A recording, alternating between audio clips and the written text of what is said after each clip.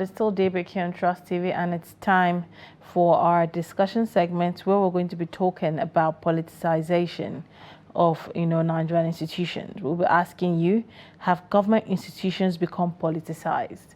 Now, as we navigate the complex landscape of Nigerian politics, it is becoming increasingly clear that the line between governance and politics are getting a bit blurry. Recent events have raised eyebrows, sparking concerns about the politicization of government institutions. Take, for instance, Senator Natasha's experience with the Kogi State government's ban on public gatherings has left many wondering about the motives behind such decision. Similarly, the clash between Wike and Dodiri, the Bayelsa State governors, over plans by Wike's supporters to hold a mega rally in Bayelsa has exposed deep-seated political tensions in the country. So today we'll explore the topic of politicization of government institutions, and we'll be examining the extent to which government institutions have become politicized. Have our institutions been hijacked by political interest, or are they still there to serve the goodwill and good intention of the people? Now, we'd want to hear from you. Join the conversation. The question and the numbers are displayed on your screen. Call in and let us hear your thoughts. What are your concerns about politicization of government institutions in Nigeria? Do you think it is happening? But let's give a quick breakdown so we'll understand, when you say government institutions have become politicized, we mean that agencies, parastatals, bodies meant to serve the public impartially are being influenced by political interests. Instead of operating independently and professionally, they begin to favor certain political parties or, the leading political parties or parties in power, certain leaders or ideologies, often at the expense of fairness, accountability, transparency, efficiency of public trust. Now, in a well-functioning democracy, institutions such as the judiciary, security agents, anti-corruption commissions, electoral bodies, and even civil service agents are meant to act in the best interest of the people, not political elites. But are we seeing that play in Nigeria? Let's take our first call this morning. Good morning. Tell us your name and where you're calling from. Good morning, Lilian. Good morning. I'm speaking with Shetima Yakudima, calling from Maiduguri. Good morning, Shetima. Thank you so much for joining us. Thank you so much. Go ahead with your thoughts. Well, about the topic, politicizing the government institutions. This thing has been happening for long. It is true. There is no way one can say it is not politicized. Because if you look at it very well, they are dancing to the tunes of the politicians. And the reason is simple. Because it was the politicians that appointing the boss of that institution. The appointment is becoming from the politicians. And look, in the state level, it is even worse. It is even worse. Because in the state level, a director, you must deliver your constituency or your local government. A target was given to them to deliver their villages. If not, you will face the consequences. You see, it's very unfortunate, and the law of the civil service says a civil servant cannot engage himself in politics. If you do it in a cover. You just go and vote the party that you have made your mind on it, but not to show. But here you see a director and a permanent secretary was given a target. Go and deliver your constituency, and you must do that. So it is very, very unfortunate. Very, very unfortunate. That is why you are seeing our institutions, they are not working very well because of the politics. You see, if you look at it very well, even politics had even entered the work of our police, our soldiers, and everything. So we are calling for the lawmakers to revive that law. To set this institution free from detectives. They have been detected for them. It is very, very unfortunate. So we are if this thing continue like that, I think things will be going slowly. All right. Or it will be no result at all. All right. So the institution, they will become defeated. What we are expecting, we will not get it. That is the truth of the matter. You allow the people, if you are a politician, go and do your politics. Allow the workers to work without being detected for your order. Look at it, the Natasha issue. Look at what they have done to her, to her in Kogi. How can a local government chairman can impose a curfew? It's very, very unfortunate. Very, very unfortunate. You see, that's the problem that we're having. And at the last, at my conclusion, I want to call for the attention of if at all Ade is listening now. Well, we are, these days we have used the contribution of Ade of London, and Abache of Gombe. All right. They are too quiet deep. Okay. These days. Oh, thank you so much. Thank you very That's much. Thank you very much. There's Shetima. Shetima has called the attention of Ade and Abasiekong, saying they've been quiet. And I thought about it. I said these two have been quiet. Are they tired of Nigeria, or are they tired of commenting on Nigeria's problem? Well, Ade and Abasiekong, if you could hear Shetima, he'd love to hear your thoughts on this topic as well. This morning, we were talking about the politicization of institutions in Nigeria. We see the likes of judiciary, the Independent National Electoral Commission, security agencies, the EFCC, civil service appointments. Have all of this been politicized, and how bad is it? How is it affecting Nigeria? Let's take the next call we have this morning. Good morning. Hello? Hello, good morning. Tell us your name and where you're calling from. My name is Tony. I'm calling from Benue State. Good morning, Tony Eze. Thank you for joining us. How is Benue this morning? All is not well. All is not well, especially in Otukbo where I'm residing. All is not well. Killing here and there. Oh, all right. Yeah, go ahead with your thoughts. Okay. I think the truth of the matter is that even what is happening in Nigeria, the blind can see, the deaf can hear. Things is not working as it's supposed to be. The judiciary, all the sectors are not independent. They are being influenced by politicians.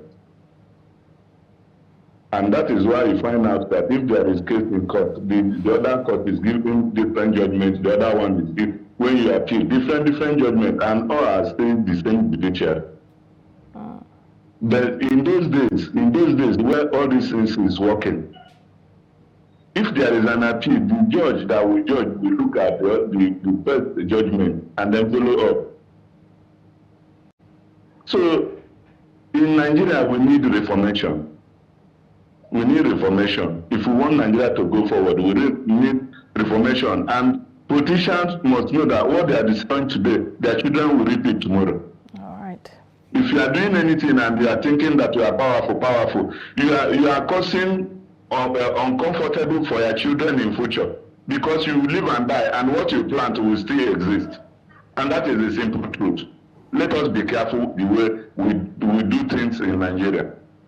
Good morning. Good morning, Mr. Eze. Thank you there for your thoughts.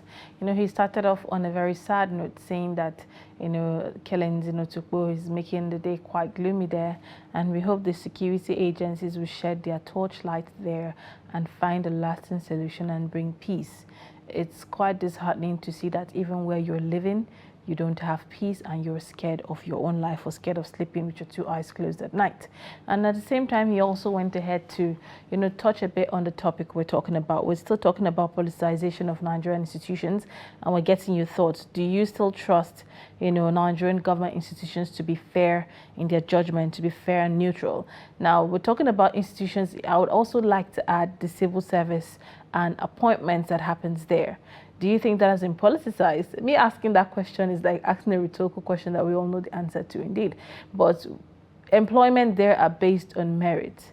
Is it easy to get a job there even if you are highly qualified? Has it been fully politicized in such a way that the average Nigerians who actually deserve to be working in the civil service do not gain the opportunity to? The phone lines are open. Let's hear your thoughts on it. And have you been personally affected by government institutions' political biases?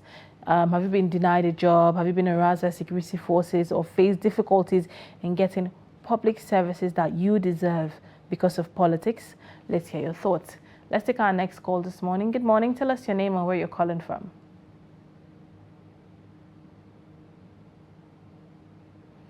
Hello, good morning. Can you hear me?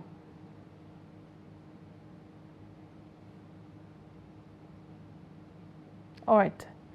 If we still have the caller on the line, it seems your network is not having it this morning. So do well to try either of the numbers on your screen. And if you can't connect through or you're experiencing network glitch, kindly send a message on WhatsApp and we'll be here to take the messages on WhatsApp as well. The second number is for WhatsApp and we'll be here to take your WhatsApp messages.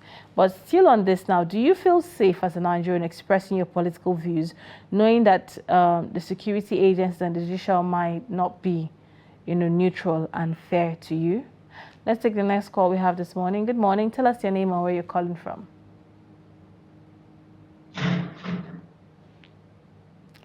Hello, good morning. Can you hear me? Morning, ma. How are you, ma? I am fine, thank you. Tell us your name and where you're calling from. Thank you, ma. The topic of today is very, very interesting thing. I am the caller from Gombe State, Musaba by name. The topic you are discussing about it, actually, it depends all the Nigerian pertaining these political activities in Nigeria. What Nigeria needs now is what happened in Nigeria and other countries will happen. The better is to happen in Nigeria so that we will adjust and know where we are going in Nigeria. Otherwise, the politicians are taking Nigeria into their hand and do whatever they do on the masses. Therefore, they are not ruling Nigeria, but they are ruling the way they like it. Therefore, please, something must be done in Nigeria before we are able to come and know where we are going in Nigeria. Thank you, ma'am. Thank you very much for that contribution. Thank you very much. I didn't quite get the hang of what you said there in your session. Would I say you were a little bit too fast or you were not clear enough? I didn't quite get your point there, but well, thank you for calling in.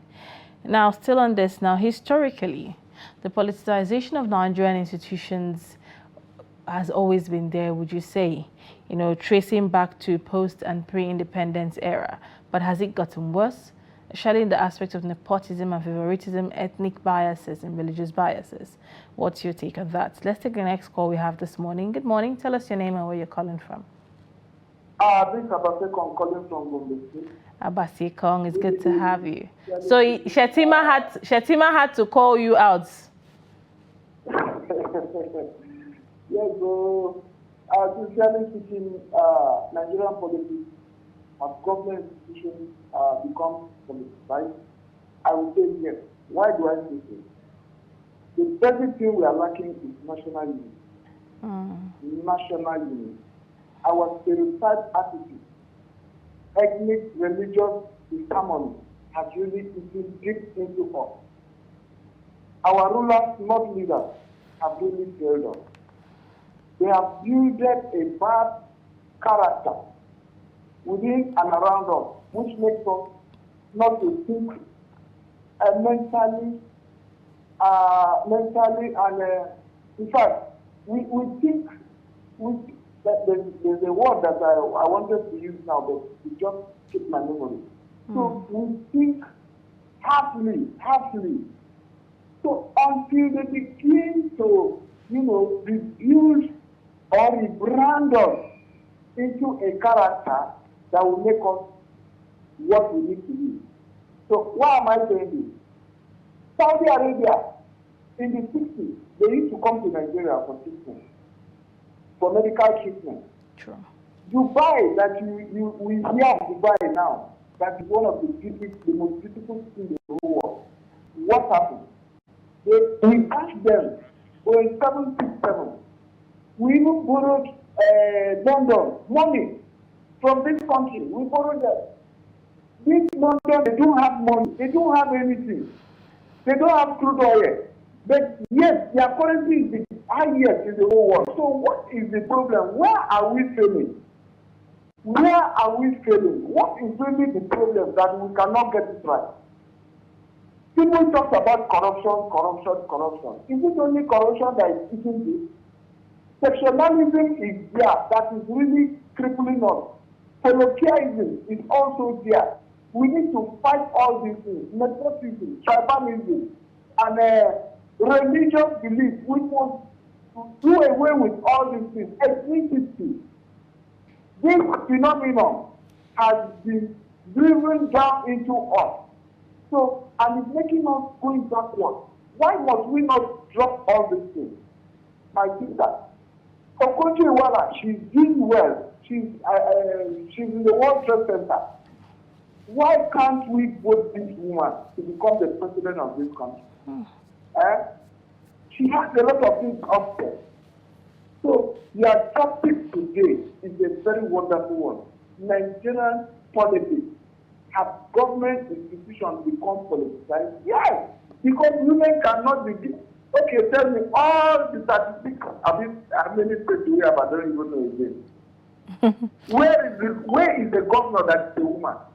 Even the one that wanted to come out from Yola or Gongola, they have to throw her out. Which woman is here that is a governor? So we need to re-strategize our system, change our system. In Britain, Margaret Thatcher was a prime minister here there. So why can't we fix women in an office that they would handle, and we'll see changes? Anybody, thank you. God will continue to bless your station. Your station will grow from strength to strength. And this media award, by the special grace of God, your company will keep everything. We must not go to sleep like Nuruddin used to say, that the EFCC went to sleep, government parastatals went to sleep, army, or we will not go to sleep. We will continue to pray for this country. Thank you. Alhaji Shetima, send my chicken for me. Thank you. God bless you this morning. All right, thank you very much, Abase Kong there. You should have to probably find a way to send your address to him so he would send your salad chicken across to you. But, thank you for your thoughts on this topic. You made some salient points there that is indeed a take-home for Nigerians. Bordering on ethnic biases, bordering on nepotism and favoritism, bordering on corruption and the palm-robbing culture that happens in Nigeria. All of this put in place has, to an extent, created a certain level of political play in public institutions that are meant to serve the people. Take, for instance, the case of the EFCC. If you know that statement that the moment you join the ruling party, your sins are forgiven, that has been the case of what Nigerians see the EFCC as. A body that is meant to fight corruption, justice and fairness, fight people who have taken away money and taxpayers' money, is being seen as a means to protect those who have done it but who have happened to find themselves in the ruling party. Is it really there to serve the people, or is there to serve the political elites who are using it to their advantage? We're seeing the civil service where young people are living out there with little or no jobs. Yes, there are excuses of saying, oh, some of them are unemployed, blah, blah, blah, but those who are don't even and can't even get a job in public service institutes because of the level of politics and corruption that is out there playing in such systems. All of this has put a certain level of credibility on the government and tarnished the country's image, affecting foreign investment, diplomatic relationships, among others. And at this point, I would say there are so many Nigerians who would tell you that they've experienced politicization of public institutions that has affected them one way or another. But it doesn't change the fact that that's what we're discussing this morning. So call in, let's hear your thoughts. Do you think the public institutions in Nigeria have been politicized? How is it affecting you directly? Have you had a personal experience with it that you would love to share with us? A case where you were meant to get, you deserved an opportunity from a particular job or security agents or, a parastatal or something. But due to the politics that came to play and the role of bigger hands there, you got kicked out because you did not have your person there to help you out. We would love to hear your experience. And also, sometimes when we talk about, national security, the insecurity going on in the country, would you say the politicization of security agencies have come to play? Because when security agencies are influenced by political interest, where does this leave their ability to tackle threats and insecurity and impartially de-escalate conflicts? Where does this leave the ability to do that? All of these are angles we're exploring on the show this morning, and would love to hear your thoughts. What's your take on this? How does this affect you as a Nigerian? What ways do you think that this could be changed? Where does this leave the young Nigerians? Let's not leave the youth out of this. Do you think young Nigerians at this point in time really care about institutional fairness? Do they think that there's justice, or are they just focused on survival to move on with lives? Let's take the next call we have. Good morning. Tell us your name and where you're calling from. Good morning. Good morning. Yes, this is Jesse calling from Kaduna. Good morning, Jesse. How is Kaduna? Kaduna is good. I'm blushing. All right, go ahead with your thoughts. Yes. Okay, actually, the political scenario in Nigeria are cause of concern because what we see happening now is who knows who. Indeed. We are now in a country whereby nobody cares for anybody. You apply for whatever you want to apply. It's not based on merit. Now, politics are taking over the country, and I believe to continue this way, in the next decade, the country will find itself where it's not supposed to be. Now, if you look at just like what you pointed, the case of the EFCC and the ruling government, where it is being said that once you join the ruling party, your things are forgiven. I think that statement is not just too good for the country, and it's also not good for the continent as well, because what it means is that you keep on breeding political criminals who go disguise themselves in the name of repentance by joining the ruling party.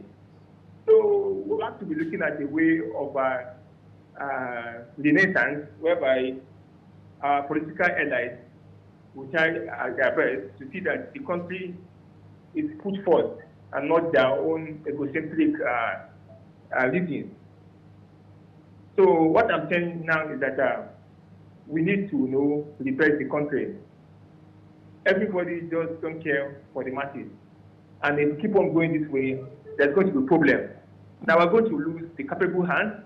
Capable hands in the sense that this is what is causing the Japa syndrome. As we all know, most of our talent, most of the best brains are leaving the country. And what does that mean? It means that the country keep on empowering other countries and then leaving it at the mercy of those who do not have the political will, who do not have the what to do in their own profession. So the government needs to look at all these things. Now we should also imbibe the spirit of meritocracy, whereby people who merit whatever they apply for should be given to, irrespective of their political zone or where they're coming from. Now, these things which we practice, they call it catchment area, giving preference to people based on where they come from, even though they lack the, the knowledge in carrying out their duty for what they are applying for. It's killing the country. If you go to America, nobody cares about your state. All they say, which country you belong to, America. But this issue of, say, I'm from Enugu State, I'm from Zamfara, I'm from Anambra, all these things kill the country. So if you're a Nigerian, you should be a Nigerian, irrespective of the state you're coming from. And that is how we're going to propel the pedestal of the country to a greater height. Now look at what is happening in Kogi State. Where some persons are trying to violate the fundamental human rights of movement, because of political reasons. I wonder how a local government chairman will impose a coffee in a given place. I think that is a political miscarriage. So the government at the national level have to look at this, because people are abusing powers, and I don't think the country will continue to grow in that pedestal. So I'm calling on all stakeholders to have a change in their mindset, and also look at the country as a priority. Because if we keep on going this way, that's what our people call in Igbo land Imamadu or Imoye Mamadu. That is person where that person keep on moving, and then you leave the best brain behind. And this is not what is obtainable in Nigeria in the 80s. Now, I remember in the 80s, though I was a very young person, but history had it that Nigerians were even taking over researches. Nigerians were the best in everything, even in the United States. The white and the Western world, they often come to Nigeria, for knowledge.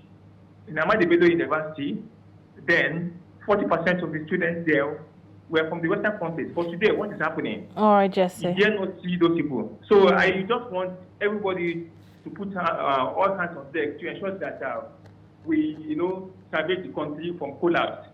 Thank you very much. Thank you very much, Jesse, there for your thoughts. Indeed, the Imam Madu syndrome is something that is in Nigeria. You have to know someone, or you know someone who knows someone, and you better pray to God is someone you know is a good head that can help you. Otherwise, you would be stuck. It even goes down to even in hospitals. You have to know a nurse to tell her to write your name. I experienced that during my antenatal period. You have to know a nurse and you beg her to write your name down early, so you'll be among the first 10, which doesn't guarantee the fact that you will leave the hospital on or before noon. You'll be there to probably 3. Imagine the person who came at number 20. That was what made me rule out public hospitals completely, for antenatal, because I know how cumbersome it could be. But before we wrap up, let's quickly take a couple of WhatsApp messages we have this morning. We have the first one from Mohammed Usman Suleiman. He said, "Good morning, Lilian Ogazi. In Nigeria, the pervasive influence of elected politicians has deeply politicized government institutions, compromising the integrity of federal ministries, agencies, and parastatal, as well as state and local levels. This entanglement has created an environment where meritocracy is overshadowed by political patronage, rendering promotions and career advancement within the civil service contingent upon proximity to political figures. As a result, the essential functions of governance are undermined, prioritizing political loyalty over competence and ultimately hindering progress and effective service delivery for the Nigerian people." Thank you very much, Usman Mohammed Suleiman, for that. Now moving over to the next WhatsApp message we have. This is from Nandi Bete from Ogoja. He said, "Yes, all government institutions in Nigeria have been politicized. Just take a look at the state independent electoral commissions as reference points. Each time elections hold at the local government level, the party in power in the state sweeps all the councillors and chairmanship positions. This is what is happening in all our national institutions. Evidence abound that even the judiciary as an institution is heavily influenced by the government in power. The common saying, go to courts. Our institutions are politicized, and this is the most unfortunate. Operators of these institutions need to do a rethink and place the interest of the nation above every other consideration." And the final message we have for you this morning, this is from Julius Shola from Kwara. He said, "Good morning. All government institutions in Nigeria have been politicized since time immemorial as a result of lack of self-discipline and personal interest." That's from Folarami Julius Shola, all the way from Kwara State. Yes, those are the messages we have this morning. And also to our callers who called in, thank you so much for your thoughts. We've come to the end of this segment. Indeed, every Nigerian has confirmed that one way or another they face politicization of public institutions, and this affected them one way or another, where who you don't has come to play, where security agencies and the judiciary and other bodies are being marred by political decisions. Nigerians are not seeing the transparency they voted for. All of these are raising questions as to, is the Nigerian interest really first? Is there even a Nigerian dream for the Nigerian people? Well, we've come to the end of this segment. We're going on a quick break. When we get back, we'll be having our discussion segment, still on the political landscape. To stay.